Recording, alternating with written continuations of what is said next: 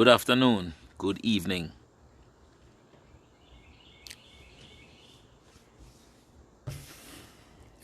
Blessings. Hilary Finley. Bless up yourself. Long time. It is reconciliation. We're not the peeps. I'm not going to be long. And I mean it this time.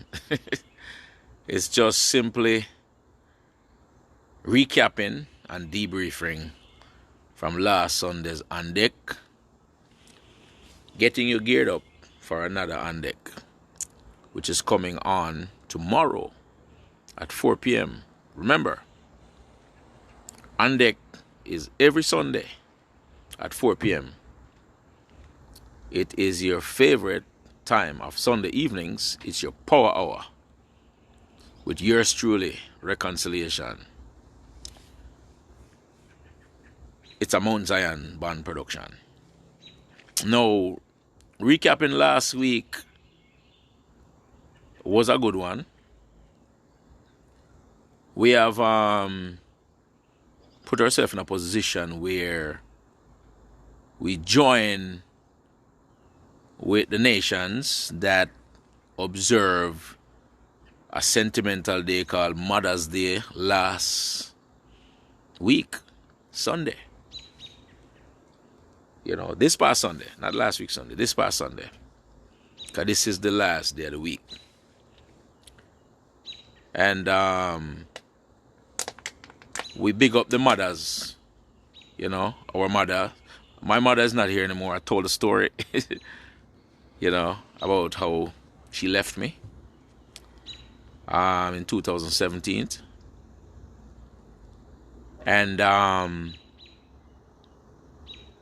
don't have her to enjoy some of the things that some individual could and can, because they still have their mother, whether you're young or you're old. But I admonish you that when Exodus 20 and 12 said we are to honor our mother and our father, that our days may be long upon the land. And in Ephesians 6 says, children, honor your parents in the Lord, because this is right. Bless up yourself, Malachi, Kaki, 06. Yes, share it. All those who are logging on. So, you still have your mother. Honor her every chance you get, like the scripture prescribe. That you don't have to get stressed out and get shaky on that May Day when everybody go helter-skelter to find the best flowers arrangement and to buy gifts and to, secure a reservation at a fancy restaurant, to take your mother from wherever she might be, to take her out. There's nothing wrong with that. And to each his own, and not knocking anyone who does that. But I'm an advocate for, honoring the scripture, doing it the way Yahweh prescribed it to do. I think that there are special occasions that can be thrown for our mother any time of the year. And honor her every chance you get, every second. By, the respect, the support, the prayers, the companionship in a sense. Sometimes some of us, mother, don't have a husband no more. And we are to provide these things that they may feel comfortable as they journey, comfortable as they occupy. So these are the things that we were talking about last week and admonish you to do. To honor Exodus 20 verse 12 that said we should honor our mother and father, and to honor Ephesians 6 that started out by saying, children, obey your parents in the Lord, for this is right. I think that is Yahweh's way I'm not knocking anybody and say, hey, all right, don't get into the festivities of Mother's Day, because I can't tell you to do that. You're gonna do what you want to do anyway. Even if I want to, you're gonna do what you want to do anyway.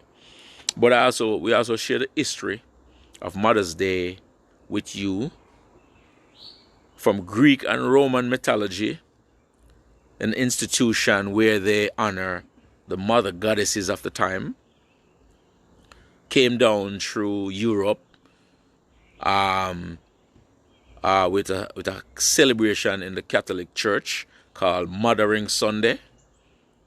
And you can study and read up on all that stuff.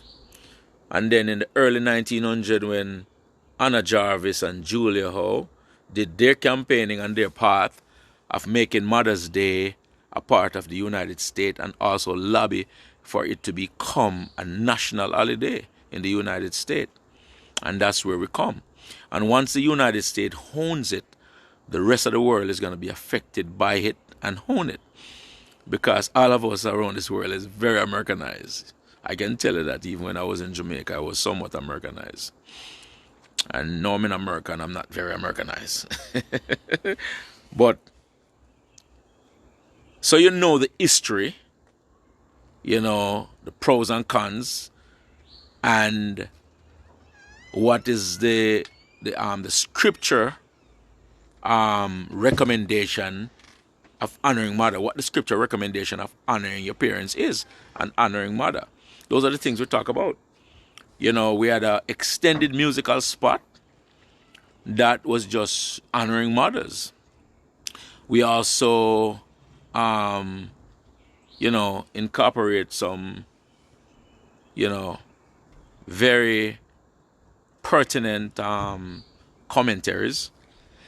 Also, I had my second time guest, Michaela Malcolm, was on with me, answering some questions and sharing her perspective of Mother's Day and how she think Mother's Day is being related to, and how she respect what scripture says about it, but also think that it's okay to be apart on that day, but not necessarily just because you're in a position where that's the only day you honor your mother.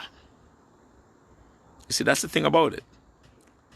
A lot of individuals treat their mom real bad for the 364 day of the year, and then them feel bad right before the 365 day when it's Mother's Day. So they go out and do whatever they can to get some flowers, and we know those flowers gonna die in about 3 days, but it's a gesture. And they'll make a reservation and take her to a nice dinner, or cook for her and bring her gifts. And then come the first day of the next cycle of the year, they go back to the same old way by treating her wrong. The woman that, you know, get involved in a consummation and, you know, bear them and also carry them for 9 months and then give birth to them, nurture them, take care of them. More than likely, she's the one that taught them, you know, make sure they have foods in their belly before they go to bed, clean clothes, because we know a lot of single mother situation is in this society that we're living in. And that very woman will go through all those things for all those years. And then as soon as, my grandmother used to say, you want to simmer your arm and think of warm yam. As soon as you start simmering your arm and think of warm yam, as soon as you start simmering yourself, you want to start dissing your mother, and dissing your parents, and dissing your mother, and treat them bad. But come this one man-made merchandising and commercialized day, you don't want to join the rest of the world in a very diabolical spirit to say on others, bring curry favor to appease her.